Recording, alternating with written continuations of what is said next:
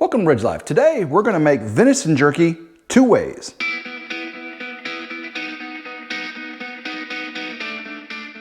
The first way we're going to make it is the way we've made it before. It's sweet and peppered venison jerky, and it is so good.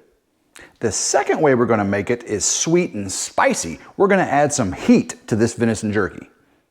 We've got 5 pounds of venison here today, 2.5 here, 2.5 here, and our recipe makes 2 to 2.5 pounds perfectly. When slicing your venison, you want to make sure you're getting 1/8 of an inch thick or thinner. Now this is perfectly, look how thin that is, guys. That is perfectly thin sliced venison. The ingredients today for our 2 types of venison jerky are ground black pepper, crushed red pepper, we've got chili powder, we've got apple cider vinegar with the mother. We've got some Worcestershire sauce. Yeah, I know I say that wrong. And then we've got some Dale's seasoning. Now, Dale's seasoning, you can find this in Walmart, you can find it online, but Dale's seasoning is a real key ingredient. We've got a black peppercorn grinder. That's going to give your pepper jerky that awesome flavor. We're also going to top it off with it. And we also have garlic powder, accent seasoning, curing salt. Now, curing salt is what's going to make your jerky have a long shelf life. Without it, it won't not last near as long. And for a smoky flavor, we've got a natural mesquite and a hickory smoke seasoning. And then for a sweetness, we've got light brown sugar. We're going to start off with a 1/4 cup of our vinegar. Again, get your 1/4 cup, pour it on in here, right on top of your venison. 1/4 cup. It's going to give that tang. That's going to help clear everything out. Now we're going to do a 1/4 cup of Worcestershire sauce. Yes, I know I say that wrong. I think I do that just to make you all mad. So a 1/4 cup into there, 1/4 cup into there. Now we're going to add our 1/4 cup of Dale's fine seasoning. This stuff, man, it's good on burgers and all kinds of meats. Get a 1/4 cup into there, 1/4 cup into there. Now we're going to do a heaping 1/4 cup of our light brown sugar. Again, I want it to be a heaping, and you can adjust this for how sweet you want it. Here we go. Now a 1/4 heaping cup into this one also. Now we're at our curing salt. We're going to add a 1/3 teaspoon to each of these. You can add a little more, a little less, depending on how long you want to last and how shelf life you think. Now we're going to do a tablespoon of our dried garlic powder. You can add, again, more or less to taste for you. We'll add our tablespoon to our other jerky mix. Now we're going to add a 1/2 teaspoon of our black pepper. A little bit more to the pepper one, obviously. For our peppered jerky, we're going to use our hickory smoke. We're going to add 1 teaspoon of hickory smoke. For our sweet and spicy jerky, we're going to use natural mesquite flavor, 1 teaspoon.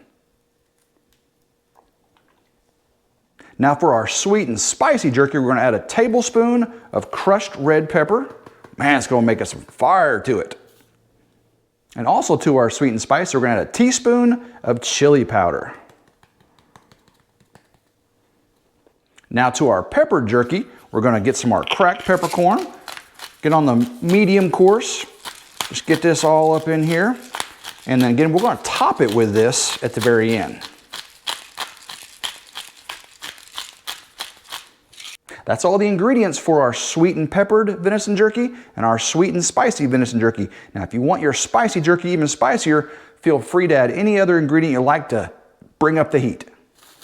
Now it's time to mix up our jerky and our marinade. Now we're going to leave this in the refrigerator overnight, preferably. The longer the better, for the meat to absorb all those awesome ingredients you've added for the sweet and peppered and the sweet and spicy. We'll start with the sweet and peppered, just getting it all turned over. Again, we're going to get it all mixed in, get the powders to get all diluted and melted down and perfect and just, oh, it's gonna be so good. The smell, guys, if mixing of these, the vinegar with the Worcestershire, with the Dales and the garlic and the pepper, just so many awesome flavors. Now let's move over to our sweet and peppered. Oh, and all the pepper. This thing is going to be, it's going to be light you on fire, kind of not too hot like you know, Carolina Reaper or Ghost Pepper hot, but it's going to be got a nice kick to this jerky. Once you've got your jerky all mixed in with your marinade, you can cover it with plastic wrap, put it in the refrigerator. What I like to do is to get it into a large Ziploc bag, get in there. That way, every few hours, I can come in and knead it and turn it over and make sure that the marinade is getting into every little nook and cranny of that venison. Either way will work just fine. All right, let's start with our sweet and pepper. Get it all inside the Ziploc bag, and then we'll pour the marinade in and then get it all mixed up that last final time. Get it in the refrigerator. Okay, now we've got, now let's pour the marinade in. Oh yeah. Bring this up. I'm gonna get the air out.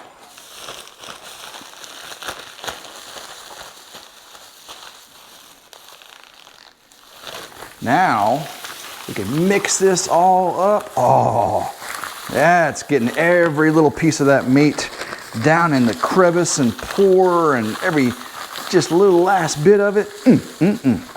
Delicious. Let's do the same thing with our sweet and spicy. Get it all in the Ziploc bag. Then we'll get it all mixed up. Man, that pepper floating in there, that chili pepper, and the big crushed red pepper. There we go, we got that. Now we're gonna pour that on top. Get every last bit of it. There we go. Now pull this up. Get the air out of it. Again, this was about 2 pounds. This recipe's 1.5, 2.5 at the most. You may want to increase the liquids a little bit, but 2 pounds is perfect for the amounts I gave you. Again, you know, it's all to taste. If you don't like the vinegar as much, a little less vinegar. If you like more sweet, put a little more light brown sugar in there. Purely up to you. We'll get this air out. There we go. And now we're just gonna knead the sweet and spicy. Sweet and spicy. Oh, get it in every little, oh, just every part of it. There we go. Now it's time to put them in the refrigerator overnight, and tomorrow we'll get them in the dehydrator. We've had our jerky marinating overnight in the refrigerator, and we are ready to dehydrate. Before I put it in my dehydrator, I'm gonna put them on these oven sheets in the oven at the lowest setting, and ours is 170. I'd prefer 160, but ours doesn't go that low, for about 15 minutes. That's just to give a good disinfection before we get it in the dehydrator. Our dehydrator won't go up to 160 consistently. So in the oven for 15 minutes, then we'll put it out in the dehydrator and get the dehydrating process going.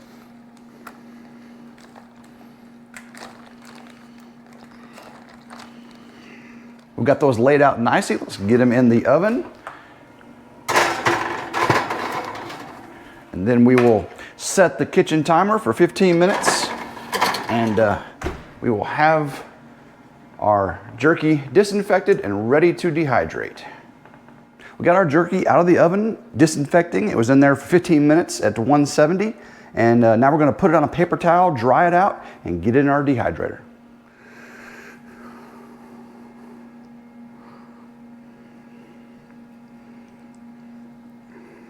Now that we've got the jerky laid out on the paper towel, again, that's just to soak up any of the excess marinade and juices that came out while it was in the oven. I'm just gonna lightly pat just to get the excess juice off. I don't, you know, just save on that drying time in the dehydrator.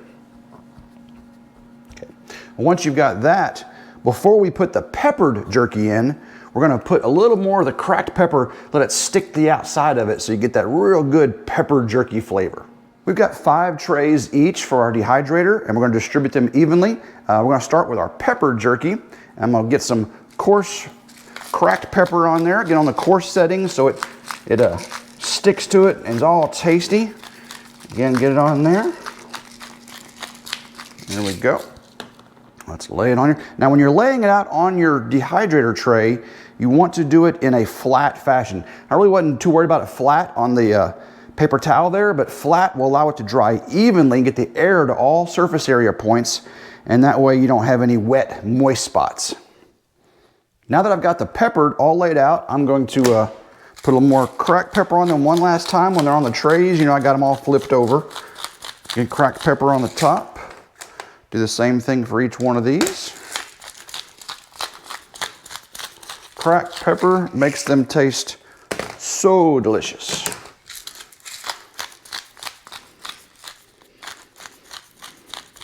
We have our jerky flattened out and evenly distributed amongst 5 trays each. Now let's get it in the dehydrator.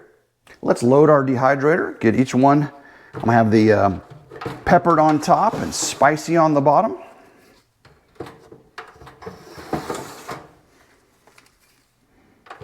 We've got our dehydrated loaded up with peppered on top, spicy on the bottom. I'm gonna turn the setting all the way to the top for meats. Ours goes up to, says 165. I've ran a thermometer through it and watched it cycle. Didn't quite reach that consistently, so it's gonna be fine for the long term. That's why I disinfected it in the oven. But we'll have it all the way up, 165, turn it on. Make sure everything comes on. I'll come back and make sure the heat element came on as well. And we're gonna let this go for 4 hours. And after 4 hours, we'll check it and make sure it's not moist anymore, but is still pliable. I've ran jerky through this before, so I know 4 hours can be fine. Some of those pieces were a little thicker, so we may end up going 5 hours up to 7 hours. You wanna make sure that it is dry enough. Now, here's one thing to note. If you cut your meat against the grain, it's going to be a lot more tender. It's going to fall apart. Your jerky's going to be really flaky. If you cut it with the grain longitudinally, it's going to be more chewy, more jerky, if you will. So it depends on how you like it. I cut both ways. We've had our jerky in the dehydrator for 4 hours, and I think it's ready. Let's go ahead and turn it off. We'll pull it out. Top one is the pepper jerky. Ooh, that looks so good. This is pepper jerky. We've got the peppered flakes all over it. Mmm. That is so good. We pick the pieces up and you can tell they start to crumble and break. They're still moist enough, they're going to be juicy. Of course, as they cool off, they're going to harden a little bit. So if you get them really, really hard when you pull them off and they're warm, they're going to be really, really hard later on. Again, if they start to squish and a little bit too much moisture, you want to keep going. So some of these thicker ones may need, see it splits, so that's good. But some of these thicker ones may need a little more time. But I'm pretty good with these. Let's check our spicy jerky. Oh yeah, and you see those big old spicy flakes on there? And it breaks when I pop it, look at that. Mmm. It's very tasty. A little spicier than the peppered. You know, peppered has the pepper flavor. Spicy is a little more spicy with the chili and the crushed red pepper. Not very hot though. I mean, if you're looking for a really spicy hot, you want to add some more hot seasoning to it though. But the chili powder and the crushed red pepper, for me, gives a really nice spicy flavor. Well, there you have it. RidgeLife's famous sweet and pepper jerky and sweet and spicy jerky. Make sure when you pull your jerky out off the dehydrator while it's still warm, if you put it in plastic bags, you keep the bags open until everything's cooled off. You don't want any kind of moisture condensation building up in that bag with your dry jerky. I just love these recipes. I've done the sweet and peppered before, and it turns out great every time. And it's kind of like a Jack Link's pepper jerky. Of course, this is a little bit sweeter and not quite as peppered as the Jack Link's, but I love that Dale's mixed with that apple cider vinegar and the light brown sugar. Just a delicious recipe. Now over here for the sweet and spicy. This is my first time doing the sweet and spicy, and I think it could have been a little bit spicier, but this is really good. I mean, it's a different flavor than the sweet peppered, but the sweet spicy with all that extra chili powder and the crushed red pepper, so delicious. I can almost tell you right now, these bags of jerky are not going to last very long, so we need to get out there on the ridge, harvest some more deer for some more venison jerky. If you like what you've seen, please subscribe to RidgeLife, hit the notification bell, hit the thumbs up if you like this video. We do all kinds of things like this outdoor wild game cooking and recipes. We do hunting, fishing, trapping. We've got livestock, chickens, rabbits, tractors, 4x4s, side-by-sides, all kinds of cool things. So make sure you hit the notification bell to be notified anytime a new video comes out. Well, I've got a lot of jerky to eat, so until next time, I hope everyone has a blessed day and go RidgeLife.